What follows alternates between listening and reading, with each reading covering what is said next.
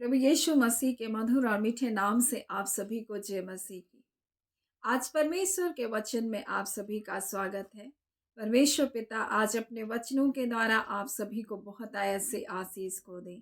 पिता परमेश्वर आज अपने वचनों के द्वारा आपसे बोले और बातचीत करे। भविष्य के लिए परमेश्वर की योजना। मेरे प्रियो, परमेश्वर हमारे लिए एक अद्भुत योजना को बनाया है और कई बार हम अपने भविष्य के लिए बहुत चिंता करते हैं। हम अपने कल के दिनों के बारे में बहुत चिंता करते हैं। हम अपने भविष्य के लिए कितने दिनों की हम चिंता कर सकते हैं, 60 साल या 70 साल। लेकिन हमारा परमेश्वर हमारे लिए अनंतकालीन भविष्य की योजना बना चुका है। और इसलिए मेरे प्रियो, परमेश्वर का वचन पहला पत्रस उसका 2 अध्याय उसके 11 में इस प्रकार से लिखा है, हे प्रियो, मैं तुमसे विनती करता हूँ कि तुम अपने आप को परदेसी और यात्री जानकर इस सांसारिक अभिलाषाओं से जो आत्मा से युद्ध करती है बचे रहो। और यहाँ पर इस प्रकार से एक प्रार्थना है जहाँ इस प्रकार से कह रहा है कि मैं तुमसे विनती कर रहा हूँ, मैं तुमसे निवेदन कर रहा हूँ कि अपने आप को परदेसी और यात्री जानकर संसारिक अभिलाषाओं से अपने आप को बचाए रखो। मेरे प्रियो, परमेश्वर ने हमारे लिए एक अद्भुत योजना को बनाई है। हम जब उत्पत्ति में देखते हैं, परमेश्वर ने एक योजना बनाई इस पृथ्वी को बनाकर, मनुष्य को अपने स्वरूप अपनी समानता में बनाया। परमेश्वर ने हमारे लिए एक सुंदर अदन की वाटिका को बनाया। परमेश्वर ने हर वो अच्छी चीजों को परमेश्वर ने वहां रखा। मेरे प्रियो, परमेश्वर अपने लोगों से बहुत प्रेम करता है। एक योजना जो परमेश्वर ने बनाया, परंतु उस योजना को शैतान ने नष्ट किया। उसने किस प्रकार से आदम और हवा को वहां पर फुसलाकर, हवा को फुसलाकर उसको उस पेड़ के फल को जिसको परमेश्वर ने मना किया तो उस फल को खाने के लिए क्या किया, उसको क्या क्या लेकर आया, उस विचार में, उस विचारधारा में उसको लेकर आया। हवा को उसने बहलाया, फुसलाया और उसको इस विचार में लेकर आया, ये फल तुम्हारे लिए क्या है, बहुत अच्छा है। और जब उसने उस आज्ञा का उल्लंघन किया मेरे प्रियो, तब वो क्या किए, परमेश्वर से छुपने लगे। परमेश्वर उनसे नहीं छुपा, परंतु वो परमेश्वर से छुपने लगे। उसी प्रकार से मेरे प्रियो, हमारे जीवन में हमारे पाप हमें परमेश्वर से दूर लेकर जाते हैं। लेकिन हमें यह जानना है कि हम पृथ्वी पर परदेसी हैं, यात्री हैं, और हमारा ये डेरा सरीखा घर एक दिन गिराया जाएगा। इसलिए संसारिक अभिलाषाओं से तुम बचे रहो, जो आत्मा से, हमारे जीवन के से क्या करती, युद्ध को लड़ती है। और इसी प्रकार से, जिस प्रकार से हम देखते हैं हवा से शैतान ने किस प्रकार से उसके विचारों को बदला, उसके सोच में कार्य को किया, और उसको उस फल को जिसको परमेश्वर ने खाने से मना किया, उसको उस खाने को क्या किया, उस फल को खाने के लिए उसके मन को राजी किया, और तब ने उसने उस फल को खाया। और इतना ही नहीं, परंतु उसने आदम को भी दिया। और इस प्रकार से हम देखते हैं कि मानव जाति किस प्रकार से परमेश्वर की उपस्थिति से दूर हो गया। हम देखते हैं किस प्रकार से अदन की वाटिका, उनके लिए दरवाजे बंद हो गए। हम देखते हैं किस प्रकार से वहां दोषारोपण हुआ। आदम ने हवा के ऊपर दोष लगाया, हवा ने सर्प के ऊपर दोष लगाया। इस प्रकार से दोष की भावनाएं चलती रही।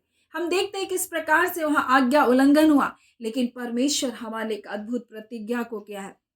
और इस प्रकार से परमेश्वर का वचन इस प्रकार से कहता है, जब आप 2 पत्रस को पढ़ेंगे उसके 3 अध्याय उसके 13 में इस प्रकार से लिखा है, और उसकी प्रतिज्ञा के अनुसार हम एक नया आकाश और नई पृथ्वी की आशा देखते हैं जिसमें धार्मिकता वास करती है। मेरे प्रियो, शैतान हमारा चाहे कितना भी कुछ बिगाड़ क्यों ना दे, लेकिन परमेश्वर के द्वारा हमारे एक और अद्भुत योजना बनकर तैयार है।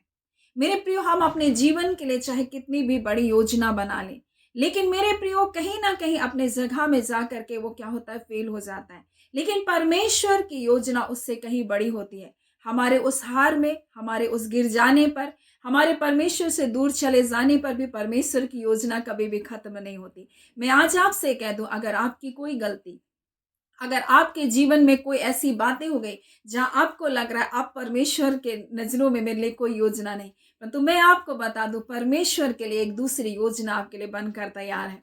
मेरे प्रियो, शैतान ने सोचा अब मानव जाति का पतन निश्चित है, अब ये मृत्यु में चले जाएंगे, अब इनका जीवन खत्म होगा, क्योंकि पाप की मजदूरी मृत्यु है और यही तो इनका अंतिम भाग है, ये अंतिम सत्य है और इनको मृत्यु में ही जाना होगा। परंतु परमेश्वर ने एक दूसरी योजना मनुष्य जाति के लिए बनाई, और योजना उससे भी कहीं बढ़कर है मेरे प्रियो। मैं आपको बता दूं, अदन की वाटिका वास्तव में बहुत सुंदर थी, परंतु उस वाटिका से बाहर हो गए वो लोग। उनको उस जीवन से उनको बाहर निकाला गया। लेकिन क्या परमेश्वर ने उनके लिए एक अद्भुत योजना नहीं बनाई? उसने अपना इकलौता पुत्र यीशु मसीह को हमारे लिए दिया। वो हमारे लिए धार्मिकता बनकर आया। और मेरे प्रियो, हम ये जाने कि हम इस पृथ्वी पर परदेसी हैं, हम एक यात्री के समान है और हमारा स्वर्गीय देश है, वो स्वदेश है जहां हमको जाना है। और जहां जाने के लिए यीशु मसीह हमारे लिए मार्ग बनकर आया। और वो कहता है, मैं ही मार्ग हूं, मैं ही सत्य हूं और मैं ही जीवन हूं, और मेरे बिना तुम पिता के पास नहीं जा सकते। और यीशु मसीह वो दूसरा आदम बनकर हमारे लिए आया। पहला आदम आज्ञा उल्लंघन किया, दूसरा आदम आज्ञा पालन किया, और इतना आज्ञाकारी रहा मेरे प्रियो, उसने क्रूस की मृत्यु को भी सह लिया। उसने अपने आप को इतना शून्य कर दिया मेरे प्रियो कि मनुष्य की समानता में आ गया। और परमेश्वर का पुत्र होने पर भी वो अपने आप को मनुष्य के स्वरूप में ले आया। और उसने हमारे लिए इतना आज्ञाकारी रहा कि क्रूस की मृत्यु तक उसने सहा। वो आज्ञाकारी रहा। पहला आदम आज्ञाकारी ना रह सका, परंतु दूसरा आदम हमारे लिए आज्ञाकारी रहा। मेरे प्रियो, पहला आदम उस पेड़ के फल के कारण वो क्या क्या मुकर गया, लेकिन दूसरा आदम हमारा यीशु मसीह उस क्रूस पर टंग कर उसने परमेश्वर का इनकार नहीं किया। उसने मानव जाति के ऊपर दोष नहीं लगाया, परंतु उसने क्षमा किया। मेरे प्रियो, आदम और हवा, हम देख रहे किस प्रकार से एक दूसरे पर दोष लगा रहे, लेकिन हम देखते हैं यीशु मसीह ने दोष नहीं लगाया। और मेरे प्रियो, मैं आज आपको कह दूं, हम जो परमेश्वर के ऊपर विश्वास करने वाले, जो मसीह की धार्मिकता में, उसका वचन इस प्रकार से कहता है, परमेश्वर ही है जो तुम्हें धर्मी ठहराने वाला। फिर कौन तुम पर दोष लगा सकता है? कौन तुम पर दंड की आज्ञा दे सकता है? हमें दंड से बाहर कर दिया गया। और परमेश्वर ने हमें हमारे लिए एक नया आकाश और नई पृथ्वी को बनाया। और परमेश्वर का वचन इस प्रकार से कहता, वहां जीवन के पेड़ को उठा लिया गया। और परमेश्वर का वचन कहता, जो जय पाएगा मैं उस पेड़ के फल से उसको खाने के लिए दूंगा। मेरे प्रिय, अदन की वाटिका के दरवाजे बंद कर दिए गए, लेकिन परमेश्वर का वचन हमें इस प्रकार से, जब हम पढ़ते हैं तो इस प्रकार से लिखा हुआ है कि परमेश्वर वहां उनके फाटक, फिर लिखा है जब प्रकाशित वाक्य 21 अध्याय के 25 में, और उनके फाटक दिन को कभी बंद ना होंगे और ना रात वहां होगी। वो मेरे प्रियो, परमेश्वर का वचन क्या कहता है? यहाँ अदन की वाटिका में, एक सुंदर वाटिका के लिए दरवाजे बंद हो गए, लेकिन परमेश्वर का वचन कहता है वहां वो फाटक हमारे लिए फिर कभी बंद ना होगा। मेरे प्रियो, परमेश्वर का वचन कहता है यहाँ रोना है, यहाँ बिलाप करना है, परंतु परमेश्वर का वचन क्या कहता है? मैं उनके आंखों के सब आंसू को पोंछ डालूंगा। और उसके बाद ना मृत्यु रहेगी, ना शोक रहेगा, ना बिलाप, ना पीड़ा रहेगी। पहली बातें जाती रहेगी। मेरे प्रिय, इस पृथ्वी में हम कई बातों में पीड़ित होते हैं, हम कई बातों में कहराते हैं, हम कई बातों में शोक करते हैं। और शायद इस पृथ्वी में एक मृत्यु, जो एक ऐसा दर्द है मेरे प्रियो, जो मनुष्य अपने अंदर दबा कर रखता है जब अपने प्रियों को खोने का। मेरे प्रियो, और वो पीड़ा, वो आंसू को परमेश्वर बोलता है मैं मिटा दूंगा, मैं तुम्हारे आंखों के आंसुओं को पोंछ दूंगा। और यही हमारे लिए परमेश्वर ने एक भविष्य की एक अद्भुत योजना को बना कर रखा है। वो फाटक हमारे लिए फिर बंद ना होगा। मेरे प्रियो, हमारे लिए यीशु मसीह आया। मेरे प्रियो, आदम ने अपनी दुल्हन, अपनी हवा को वो सुरक्षा को नहीं दिया, जिसके कारण वो बहलाई फुसलाई गई, परंतु यीशु मसीह ने अपने लहू के द्वारा हमें सुरक्षित किया। और इसलिए परमेश्वर का वचन कहता है, मेरे हाथों से तुमको कोई छीन नहीं सकते। और यीशु मसीह ने भी इस प्रकार से कहा, पिता, केवल वो दुष्ट ही नष्ट हुआ, और उसके सिवा जिसको आपने मेरे हाथों में दिया, मैंने उनमें से किसी को भी नहीं खोया। मेरे प्रिय, आप परमेश्वर के हाथों में, और परमेश्वर आपको नष्ट होने नहीं देगा। आपके लिए परमेश्वर एक अद्भुत भविष्य की योजना को बना कर रखा है। इसलिए मेरे प्रियो, हमें इस संसार में हमें जानना है कि हम परदेसी हैं, हम यात्री हैं, और हमारे लिए परमेश्वर ने एक अद्भुत योजना को बना कर रखा। सो मेरे प्रियो, हमें संसार अभिलाषाओं में, संसार के कार्य में इतना लिप्त ना हो जाए कि हम अपने उस भविष्य की योजना जो परमेश्वर ने हमारे लिए बनाई, हम उससे अनजान रहे। हम सिर्फ 60 साल या 70 साल की भविष्य की योजना में, हम उस अनंतकालीन योजना से हम वंचित ना रह जाएं। सो आज परमेश्वर अपने वचन के द्वारा हमें बताना चाहता है, मेरे प्रियो, हमारे लिए यीशु मसीह मृत्यु के ऊपर विजय हुआ। मेरे प्रिय, पहला आदम मृत्यु के ऊपर जय नहीं पा सका, मृत्यु ने उसके जीवन पर अधिकार किया, परंतु यीशु मसीह हमारे लिए आया और वो मृत्यु के ऊपर क्या किया, जय को पाया। आज मेरे प्रियो, मैं आपको बता दूं, वो शैतान ने आदम और हवा को क्या किया, पाप में गिराया, परंतु यीशु मसीह जो आया उसने शैतान के सिर को क्या किया, कुचला, उसने सर्प के सिर को कुचल डाला।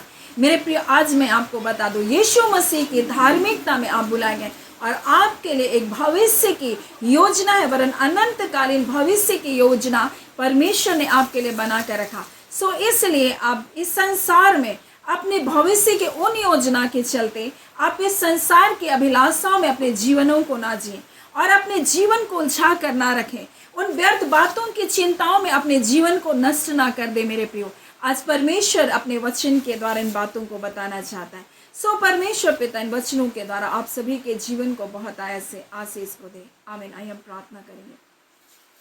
धन्यवाद देते हैं जीवते सच्चे सामर्थ्य पिता परमेश्वर, प्रभु यीशु के नाम से अब आपके पास आते हैं। आज के सुंदर दिन, सुंदर समय के लिए पिता आपका धन्यवाद देते हैं। पिता धन्यवाद देते हैं खुदान परमेश्वर, आपने भविष्य के लिए एक अद्भुत योजना को अपने लोगों के लिए आपने बनाई है प्रभु।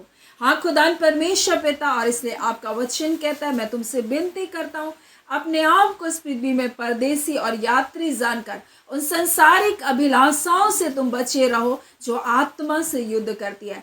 खुदान परमेश्वर पिता, जिस संसार में संसार की वस्तुएं, संसार की चीजों के कारण लोग अपने शांति को, अपने आनंद को परमेश्वर खो बैठे हैं पिता। हाँ खुदान, सांसारिक रिश्तों के पीछे परमेश्वर पिता प्रभु जी वो टूट चुके हैं खुदान परमेश्वर, परंतु आपका वचन कहता है, मैं तुम सबके आंसुओं को पोंछ दूंगा, ना पीड़ा होगी ना शोक होगा परमेश्वर पिता प्रभु, परंतु खुदान परमेश्वर प्रभु जी वहाँ हर्ष और आनंद और जय जयकार ही होगा पिता। आपका वचन कहता है खुदान परमेश्वर पिता, और आपका वचन कहता है, और जितने मेरे पास आएंगे उनमें से मैं किसी को नहीं निकालूंगा। खुदान परमेश्वर आपका धन्यवाद, आज के सुंदर समय, सुंदर दिन के लिए धन्यवाद। एक एक व्यूवर्स को हम ब्लेस करते हैं प्रभु जी। आपका कल्याण, आपकी कुशलता, आपकी सुरक्षा प्रभु जी आपके लोगों के जीवन पर बनी रहे। खुदावन परमेश्वर, आने वाले संकटों से, आफत विपतों से पिता अपने लोगों की आप रक्षा करें। हर परीक्षा से, हर प्रलोभन के ऊपर आप विजय दीजिए पिता। आपके सामर्थी हाथों में आपके प्रियजनों को सौंपते पिता। जितने बीमार हैं यीशु के नाम से चंगे किए जाएं। हर प्रकार की दुर्बलताएं और कमजोरियां यीशु के नाम से जाती रहे पिता।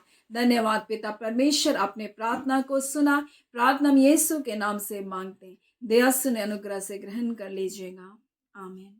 परमेश्वर पिता आप सभी को बहुत ऐसे आशीष को दे। आमीन।